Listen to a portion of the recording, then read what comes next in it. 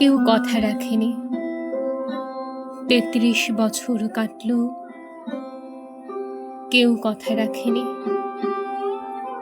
ছেলেবেলায় এক বষ্টমী তার আগমনী গান হঠাৎ থামিয়ে বলেছিল, শুক্লা দ্বাদশীর দিন অন্তরাটুকু শুনিয়ে যাবে। তারপর কত চন্দ্রভোগ অমাবস্যা চলে গেল, কিন্তু সেই বষ্টমী আর এলো না। ২৫ বছর প্রতীক্ষায় আছি।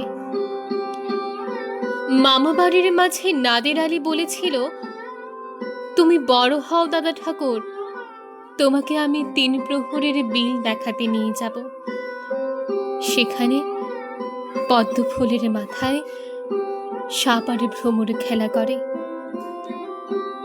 নাদের আলী, আমি আর কত বড় হব?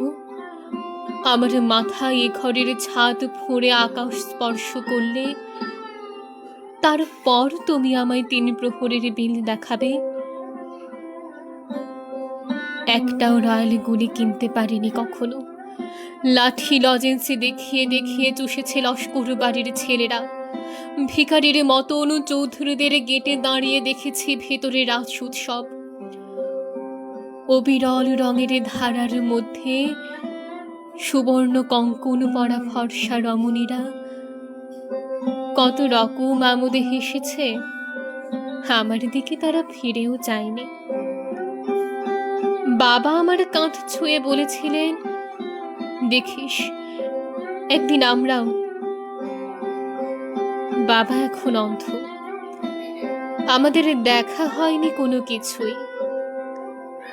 সেই রয়্যালগুলি, সেই লাঠি লজেন্স, সেই রাজ উৎসব আমায় আমায় কেউ ফিরিয়ে দেবে না।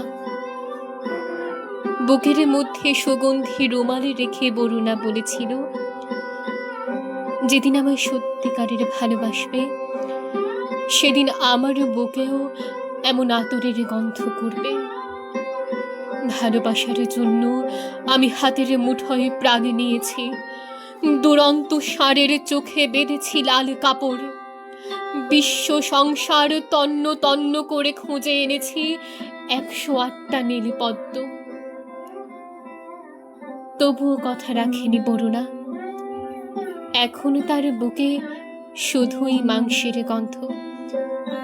এখন সে যে কোনো নারী। কেউ কথা রাখেনি। ৩৩ বছর কাটল, কেউ কথা রাখে না।